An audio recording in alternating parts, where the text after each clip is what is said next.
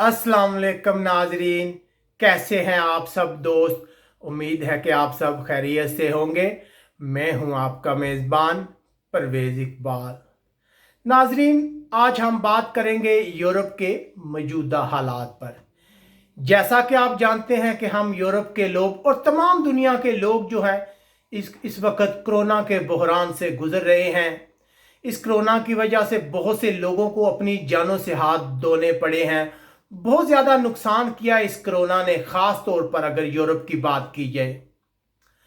अल्लाह ताला का जितना भी शुक्र अदा किया जाए कम है कि चलो ये बला जो है ये हमारा पीछा छोड़ने वाली है। अगर देखा जाए तो तकरीबन पूरे यूरोप में कोरोना का जोर जो है वो टूट रहा है। नए केसेस की अगर बात की जाए तो नए केसेस जो है उनकी रफ्तार कम हो रही है।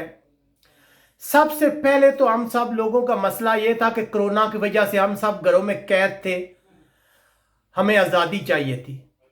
हम सब लोग आज़ाद तो हो गए हैं। जैसे ही हम घरों से बाहर आए हैं तो हमें पता चला है कि कोरोना ने सिर्फ हमारा जानी ही नहीं बल्कि माली भी बहुत ज़्यादा नुकसान किया है।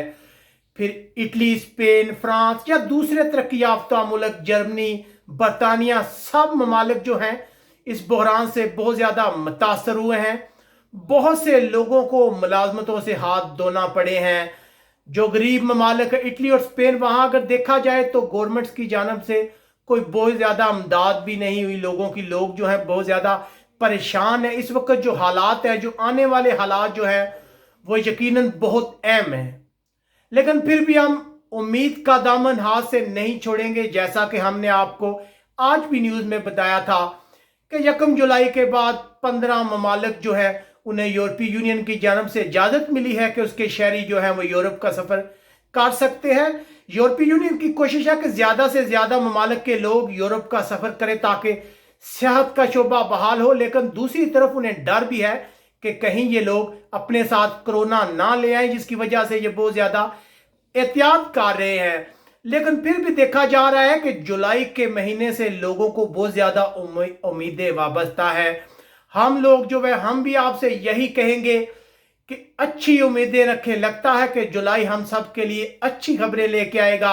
सियाहत बहाल होगा, नौकरी और मुलाजमतों के मजीद मौके आएंगे। लेकिन फिर भी हालात जो हैं वो इस वक्त इंतहाई नाजुक है। आपको हर किस्म के हालात के लिए तैयार रहना चाहिए। खबर चाहे अच्छी हो चाहे बुरी, लेकिन फिर भी उम्मीद का दामन हाथ से नहीं छोड़ना चाहिए। आप सब दुआ करें, हम भी दुआ करेंगे कि आने वाले हालात जो हैं वो अच्छे हों। यकीनन कोरोना की वजह से पहले ही लोग 3 से 4 माह घरों में कैद रहे हैं, बहुत ज़्यादा माली मुश्किलात का शिकार है। बहुत ज़्यादा लोग जो हैं वो हमें टेलीफोन भी करते हैं या मैसेज में मुख्तलिफ जो है अपने मसाइल बताते हैं। लेकिन यकीनन हम भी सब लोगों की मदद नहीं कर सकते क्योंकि इस वक्त सब लोग, हम हो या आप, सब लोग जो है बहुत परेशान हैं। इसके अलावा आप हमें कमेंट्स करके बता सकते हैं कि आप यूरोप के जिन ममालिक में रह रहे हैं वहाँ मजबूरी तौर पर मुलाजमतों के क्या हालात हैं, कोरोना के क्या हालात हैं, ये सब कुछ आप हमारे साथ शेयर कर सकते हैं। हमारा ये वीडियो बनाने का मकसद यह था कि आप लोगों को उम्मीद दिलाए कि आप हौसला ना छोड़ें। अल्लाह का करम हुआ, इंशाल्लाह आने वाला कल जो है आज से बेहतर होगा। इस उम्मीद के साथ अपने मेज़बान परवेज़ इकबाल को इजाज़त दीजिएगा। अपना बहुत ख्याल रखिएगा, दुआओं में याद रखिएगा। अल्लाह हाफिज़।